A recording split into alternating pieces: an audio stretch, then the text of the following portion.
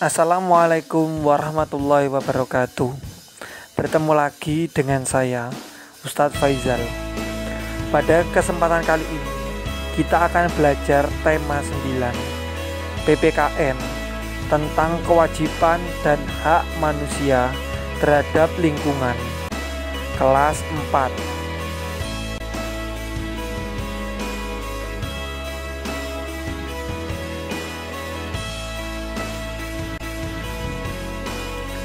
Nah, sebagai manusia, kita memiliki kewajiban serta tanggung jawab untuk menjaga lingkungan.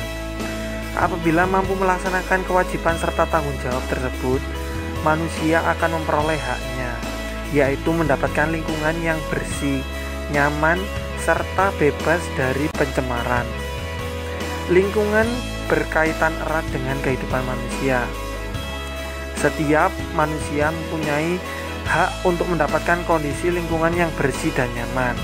Nah, berikutnya Ustadz akan menjelaskan tentang kewajiban terhadap lingkungan. Yang pertama, melestarikan lingkungan. Melestarikan lingkungan di sini adalah termasuk menjaga lingkungan dari sampah, membersihkannya, serta menjaga agar tetap bersih. Berikutnya yang kedua, reboisasi atau penanaman hutan kembali.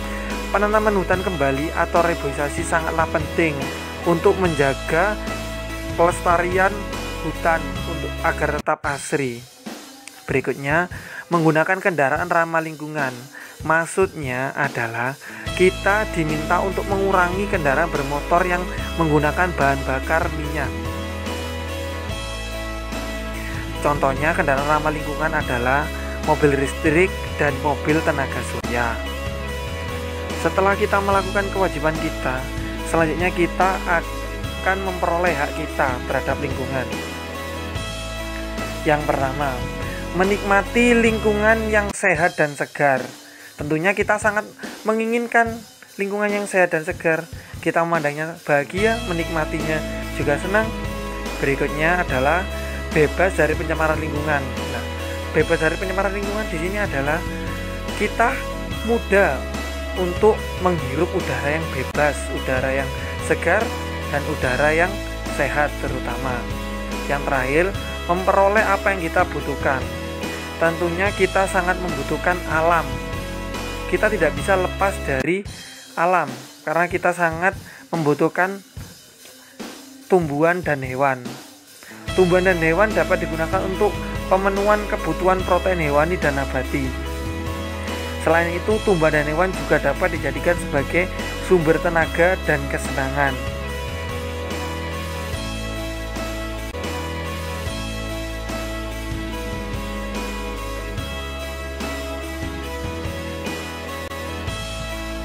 Nah, yang berikutnya, kewajiban dan hak warga negara terhadap sumber energi.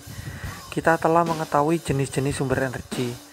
Oleh karena itu, kita seharusnya semakin bijak dalam memanfaatkan sumber energi yang ada. Kita sebagai warga negara Indonesia memiliki hak dan kewajiban dalam pemanfaatan sumber energi. Berikut kewajiban dan hak setiap warga negara terhadap sumber energi dan pemanfaatannya.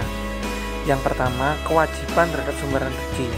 Kewajiban kita yang pertama adalah menghemat energi supaya awet.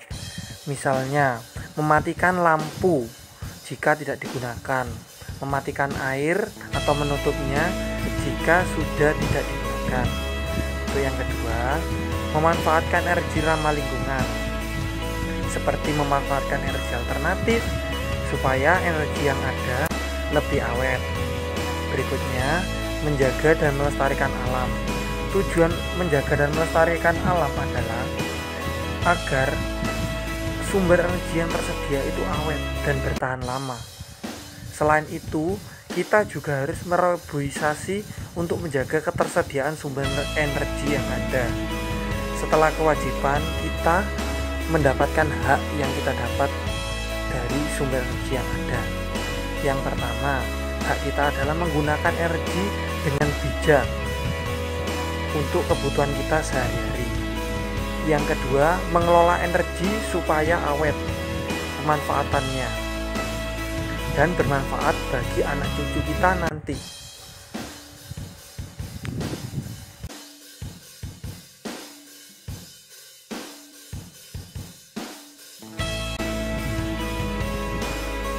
Berikutnya, perilaku hemat dan boros energi. Hemat energi adalah mempergunakan energi yang ada dengan seperlunya dan bijak. Energi yang kita gunakan tidak dapat diperbarui. Oleh karena itu kita harus menggunakannya secara bijak. Berikut contoh perilaku hemat dan boros energi. Perilaku hemat energi yang pertama, mematikan lampu di siang hari atau menggunakannya jika diperlukan. Yang kedua, menghidupkan peralatan elektronik jika diperlukan saja, agar energi listrik yang ada tidak habis terbuang banyak. Yang ketiga, mematikan keran air saat tidak diperlukan. Tujuannya agar air tidak terbuang percuma. Itu contoh dari perilaku hemat energi. Berikutnya, perilaku boros energi. Yang pertama, menghidupkan lampu di siang hari atau menghidupkannya sepanjang hari, tidak mematikannya jika tidak digunakan. Yang kedua, menghidupkan peralatan elektronik terus-menerus. Jika tidak digunakan, seharusnya peralatan elektronik itu dimatikan, tidak dihidupkan secara terus-menerus.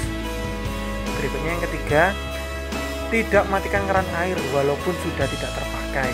Nah, perilaku ini membuang-buang air yang ada. Kita harus prihatin karena di daerah terpencil sana ada beberapa saudara kita yang kekurangan air. Jadi kita harus prihatin.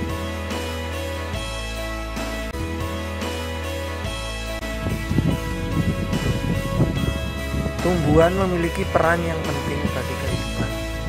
Manusia membutuhkan tumbuhan untuk memenuhi kebutuhan hidupnya, seperti sebagai bahan papan, sandang, dan pangan. Hewan juga membutuhkan tumbuhan sebagai sumber makanan dan tempat hidupnya. Kita sebagai warga negara memiliki hak dan kewajiban dalam menjaga kelestarian tumbuhan dan hewan.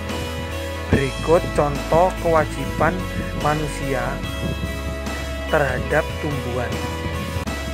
Haknya, memanfaatkan secukupnya untuk memenuhi kebutuhan hidup. Sudah jelas ya. Untuk berikutnya kewajibannya, tidak merusak tumbuhan di sekitar kita. Yang kedua, mereboisasi atau menanam kembali hutan yang gundul. Yang ketiga, melakukan sistem tebang pilih. Yang keempat, tidak memanfaatkannya secara berlebihan. Nah, itu hak dan kewajiban terhadap tumbuhan. Berikutnya kewajiban dan hak kita terhadap hewan. Haknya hampir sama, memanfaatkan secukupnya untuk memenuhi kebutuhan hidup manusia. Nah, itu haknya. Sedangkan kewajibannya, yang pertama, memberi makanan dan minum pada hewan yang ada. Selanjutnya, membersihkan kandang supaya hewan tidak mudah terserang penyakit. Yang ketiga, mengobati hewan ketika sakit dengan memberi vaksin supaya tumbuh sehat.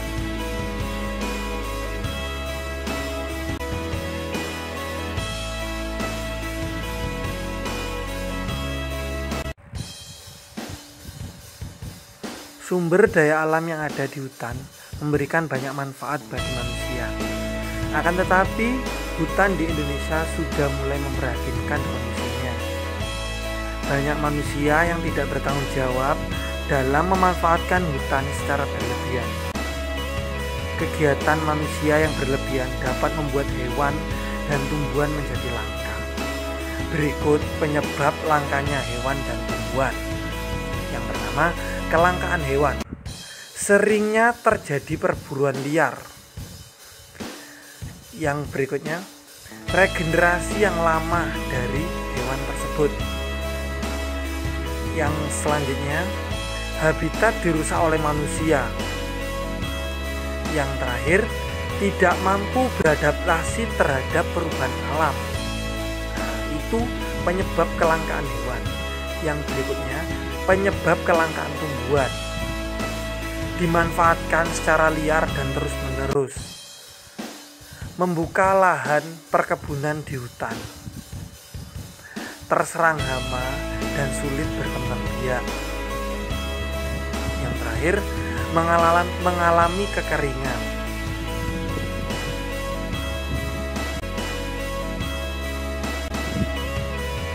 Nah, itu tadi pembelajaran kita kali ini.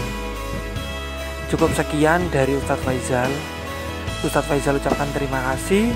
Jangan lupa beribadah dan berdoa.